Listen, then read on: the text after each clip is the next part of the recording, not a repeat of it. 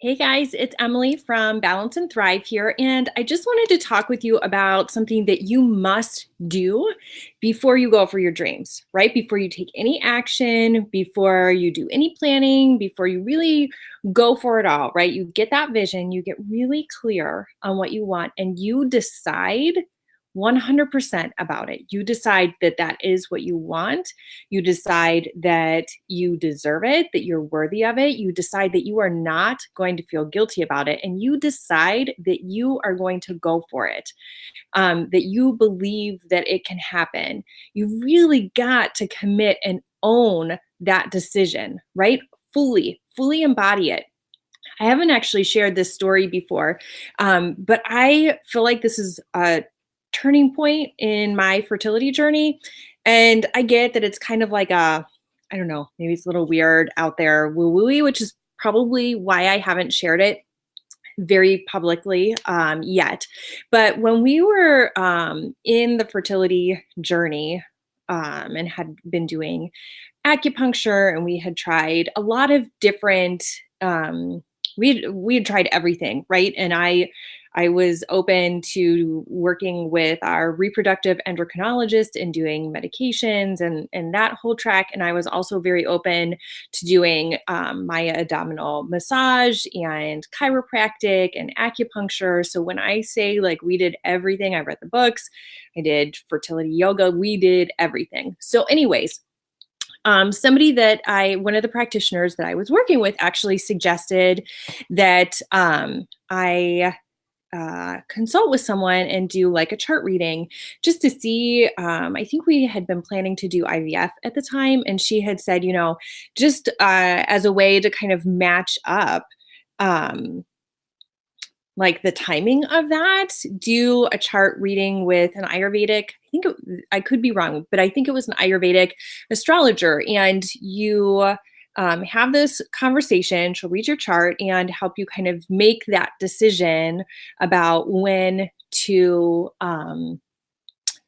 schedule the IVF. And I was like, oh, okay, whatever. I'll try anything, have a conversation, see what comes up. And there was this part of me throughout the entire time. I just knew that I was meant to be a mom and it was going to work out. Right. But and that was part of what was so frustrating. Like I knew this to be true, but everything that was happening was saying the opposite. Like all of my evidence, all of my life experience was actually not supporting that. And so I remember I was sitting at home on the couch and I was kind of excited because I was like, oh, this person is going to tell me, like, these are the dates that'll be optimal, or this is what your chart says, or, do this then. And so I was really pumped about this process. And I was sitting on the couch and I was having a conversation with her, and she did her chart reading and had asked for my birth date and time of birth and location and all of these different things.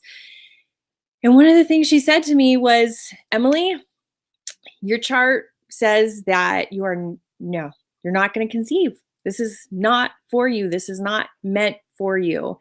It's not going to happen. And my initial reaction was like, what? Like, this is not true. This is like, my heart broke for, hearing somebody say that this is not going to happen for you felt devastating because it was something that I had wanted so desperately. And then almost instantly, I was like, F that. She's wrong. She doesn't know what she's talking about. Her charting is wrong, or maybe she does know what she's talking about. I don't know, but she is wrong. I'm meant to be a mom. This is going to happen. I don't know how, I don't know when, but I know like this is going to happen for me and for, my husband and our family. This is going to happen. And I felt like this powerful, I don't know how else to say it, but decision. It was like really owning that this, yes, was going to happen. There was no other option. There's no other option. Everything else was off the table. I didn't know how, I didn't know when, but I knew it. I felt it. I trusted it. I believed in it, and I decided about it. So whether you're making decisions about starting a business or writing a book or traveling to Paris or going online dating or starting something, ending something, whether it's about a fertility, whatever your vision is that you have for your life, the one thing that I want you to do unequivocally is commit to it, decide about it, and say, I don't give a rat's ass what anybody has to say, whether the odds are stacked against me, it doesn't matter. None of it matters because I know that this is what I'm meant for. This is who I am meant to become. This is who I am. And this is the life that I'm meant to live. And you decide and you commit. And when you do that, it's like you're sending that message to God, to the universe, to the world, to yourself, right? And you then can make it happen. And it's one of the things, actually, this experience that also has me,